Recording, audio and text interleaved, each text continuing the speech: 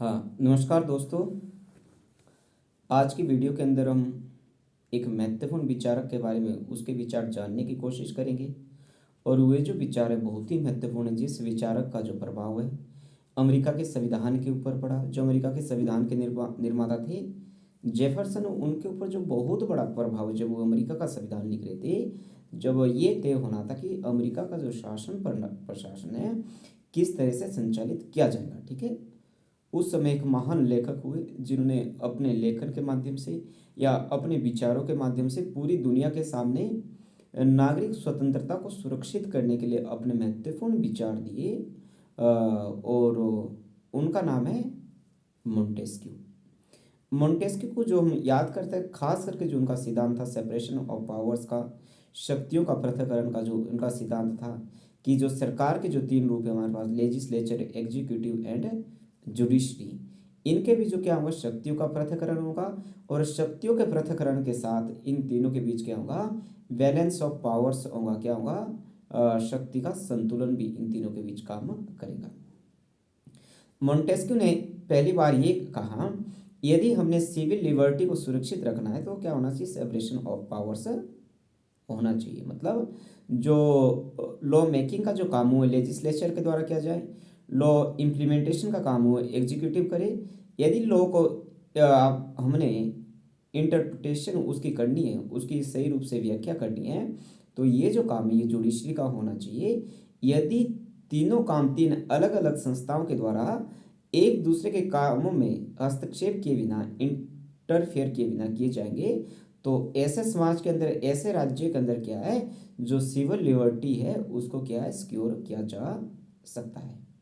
Montesquieu ये कहते हैं कि जिस राज्य के अंदर क्या है, ये जो लॉ मेकिंग का काम है, लॉ इम्प्लीमेंटेशन का काम है, या लॉ की इंटरप्रिटेशन करने का काम है, यदि एक ही संस्था के द्वारा किया जाएगा, जो ऐसा राज्य कभी भी राज्य क्या है, वह सभ्य राज्य नहीं कहलाया जा सकता। मोंटेस्क्यू का जो जन्म है वह 1689 के अंदर फ्रांस के अंदर हुआ था। और मोंटेस्क्यू ने क्या है, कानून की पढ़ाई की थी और बाद में वो एक वकील भी बने थे, ठीक है। और बोर्दो के अंदर जो फ्रांस का एक शहर है, वहाँ पे जो मोंटेस्क्यू थे वो लगभग 12 साल तक क्या है, अपने न्यायाधीश के रूप में भी मोंटेस्क्यू ने अपनी सेवाएं दी थी। मोंटेस्क्यू की जो महत्वपूर्ण रचनाएं थी उसमें है, फर्स्ट है द पार्शियल लेटर्स, जो उन्होंने 1721 के अंदर लिखी थी, ठीक है। और ये जो द पार्शियल लेटर्स के अंदर जो मोंटेस्क्यू ने, उनके जो मित्र थे जिन्होंने फ्रांस की यात्रा की थी, और फ्रांस की यात्रा के दौरान जो अपने यात्रा वृत्तांत उन्होंने लिखे थे, अपने अनुभव लिखे थे, इसका प्रकाशन है मोंटेस्क्यू ने अपनी किताब द पार्शियल लेटर्स के अंदर किया है। सेकंड इनकी जो महत्वपूर्ण बुक है, उस बुक का नाम है reflection the cause of greatness and decline of Romans, 1734 के अंदर। इस किताब के अंदर क्या है, जो मोंटेस्क्यू ने रोमन संस्थाओं के उत्थान की, जो रोमन साम्राज्यों का उत्थान किस तरह से हुआ और जो रोमन साम्राज्यों के पतन के बारे में अपने विचार दिए हैं। नेक्स्ट है डायलॉग ऑफ सुला एंड इक्रेटस। और जो सबसे महत्वपूर्ण इनकी जो बुक है, द स्पिरिट ऑफ लॉज, ठीक है।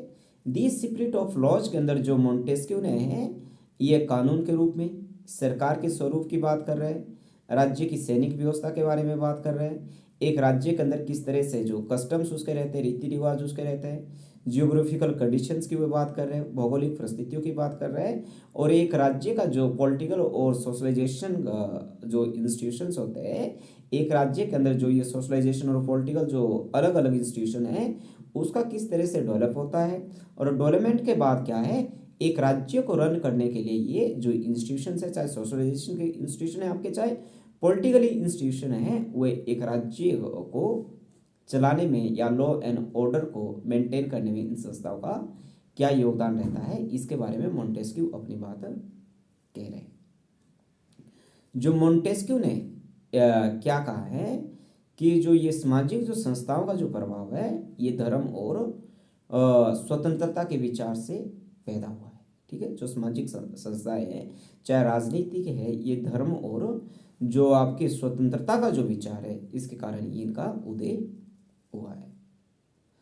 और जो दी स्पिरिट ऑफ लॉज जो मोंटेस्क्यू की जो सबसे महत्वपूर्ण बुक है, ये जो बुक है इसके सामाजिक व्यवस्था के अंदर जो सामाजिक व्यवस्था है, सोशल इंस्टीट्यूशंस है, इसके ऊपर मोंटेस्क्यू ने अधिक लेखन किया है, जिस कारण क्या दी स्पिरिट ऑफ लॉज को राजनीतिक कम और एक सामाजिक बुक होने का ज़्यादा इसको माना जाता है। ठीक है, मोंटेस्क्यू की यदि अध्ययन पद्धति की बात करें तो मोंटेस्क्यू को हम क्या है 18वीं शताब्दी का अरस्तु भी कहते हैं। ठीक है, 18वीं शताब्दी का अरस्तु किसे कहते हैं? मोंटेस्क्यू, क्योंकि जो मोंटेस्क्यू ने है वह अरस्तु की लेखन पद्धति का क्या क्या है प्रयोग किया था। ठीक है, इन्होंने अपने लेखन के अंदर क्या है सामाजिक अध्ययन हेतु जिस पद्धति का उन्होंने प्रयोग किया, अनुभाविक पद्धति जो क्या है निरीक्षण पर क्या थी आधारित थी, और वैज्ञानिक पद्धति का उन्होंने अपने लेखन के अंदर क्या है प्रयोग किया। उन्होंने क्या है अरस्तु की पद्धति को जीवित किया, जिस कारण मोंटेस्क्यू क्या है 18वीं शताब्दी का अरस्तु भी कहा जाता है। मोंटेस्क्यू की लेखन के अंदर हमें ऐतिहासिक पद्धति देखने को मिलती है। मोंटेस्क्यू भी अरस्तु की तरह क्या है रियलिस्ट थिंकर्स है, यथार्थवादी विचारक है, और क्या है ऐतिहासिक पद्धति को जो उन्होंने फिर से जीवित किया है, इस कारण मोंटेस्क्यू क्या है ऐतिहासिक विधि का जनक भी कहा जाता है। ठीक है, अब बात कर लेते हैं मोंटेस्क्यू के प्रमुख विचारों के बारे में या उनके राजनीतिक विचारों के बारे में।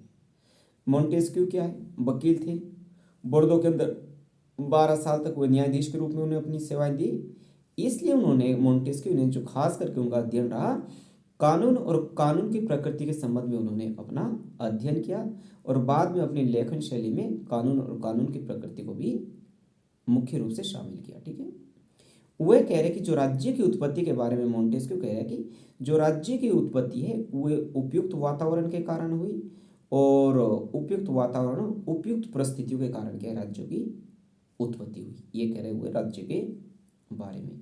और जो शासन का जो स्वरूप है मोंटेस्क्यू ने एक नए तरह के शासन की हुए बात कर रहे। ठीक है, और जो स्वतंत्रता के बारे में जो मोंटेस्क्यू कह रहे हैं वह स्वतंत्रता को दो प्रकार की स्वतंत्रताओं की बात कर रहे हैं, एक वे राजनीतिक स्वतंत्रता की बात कर रहे हैं और दूसरी वे नागरिक स्वतंत्रता की बात क्या है मोंटेस्क्यू के द्वारा की जा रही है।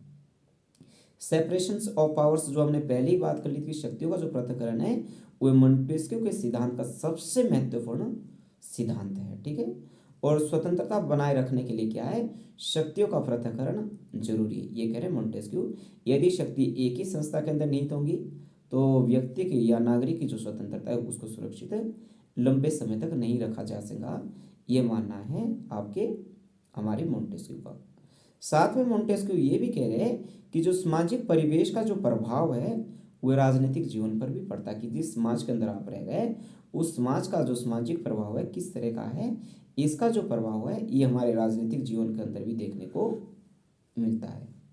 और जो मोंटेस्क्यू था उसने धर्म के प्रति क्या अपनी टॉलरेंस की नीति या सहिष्णुता की नीति का पालन किया था। ठीक है, अब जो मोंटेस्क्यू के कानून संबंधी जो मोंटेस्क्यू के विचार है, जैसे उन्होंने जो मोंटेस्क्यू ने सबसे पहले अरस्तु, प्लेटो या हॉब्स के ने जो कानूनों का जिक्र किया है उन कानूनों को क्या है मोंटेस्क्यू ने मानने से इनकार कर दिया और इन कानूनों को उसने नकार दिया है।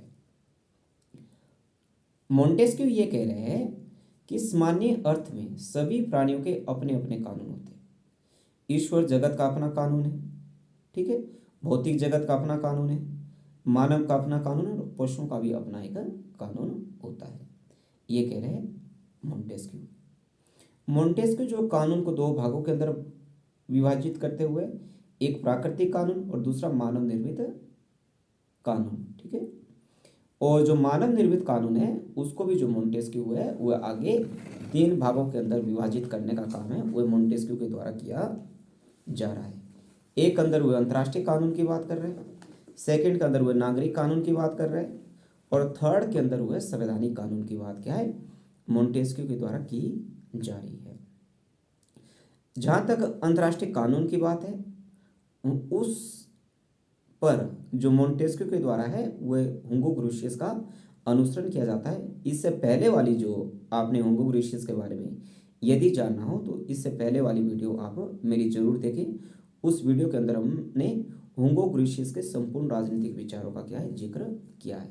और जो हुगो ग्रीशियस को है फादर ऑफ इंटरनेशनल लॉ के नाम से भी जाना जाता है, इसलिए जो हुगो ग्रीशियस है हमारे लिए जानना क्या बहुत महत्वपूर्ण हो जाता है। ठीक है, जो अब मोंटेस्क्यू ने वो संघवाद का समर्थन किया है। संघवाद का मतलब होता है जहाँ पे दोहरी शासन प्रणाली, मतलब केंद्र की अपनी सरकार हो और राज्य की अपनी सरकार हो, और केंद्र और राज्य की जो सरकार है वो अलग अलग विषयों पे कानून का निर्माण करती हो। इसके साथ साथ जो मोंटेस्क्यू है वो सापेक्षवाद की धारणा के अंदर भी विश्वास रखते हैं। सापेक्षवाद की धारणा का मतलब है कि शासन की कोई एक सर्वोच्च कसौटी नहीं हो सकती, मतलब जो शासन का जो स्वरूप है, शासन प्रणाली कौन सी सर्वोच्च होगी ये तय नहीं किया जा सकता, बल्कि समय के साथ साथ क्या है हर एक जो शासन प्रणाली है वो उचित हो सकती है। ठीक है, जैसे वो कह रहे हैं, मोंटेस्क्यू खुद ये कह रहे हैं, यदि हमने क्या करना है, यदि सीमित सरकार की बात करनी है हमने, तो उस समय ईसाई धर्म की जो निरंकुशता है, ईसाई धर्म महत्वपूर्ण है। यदि निरंकुशता की बात करनी है हमने तो इस्लाम धर्म महत्वपूर्ण है। यदि राजतंत्र की बात करनी है हमने तो कैथोलिक है। यदि गणतंत्र हमने बात करनी तो प्रोटेस्टेंट जो एक शाखा है ईसाई धर्म की, प्रोटेस्टेंट क्या है उपयोगी रहेगा। इसके साथ साथ क्या है, मोंटेस्क्यू ये कह रहे हैं कि जो चर्च है वह भी राज्य का एक अंग है। क्या हुआ है, चर्च को भी राज्य का एक अंग कहकर संबोधित कर रहे हैं।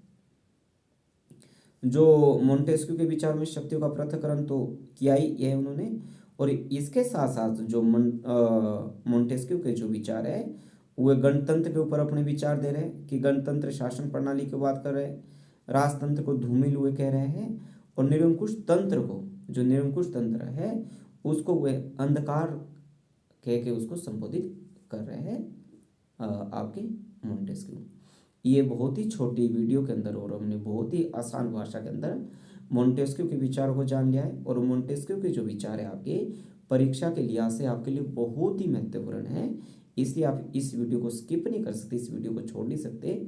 और आज के इस वीडियो का जो अंतिम जो प्रश्न है कि मोंटेस्क्यू ने कानूनों के कितने रूप बताए हैं, ठीक है, इसका जो जवाब है आपको कमेंट बॉक्स के अंदर देना है।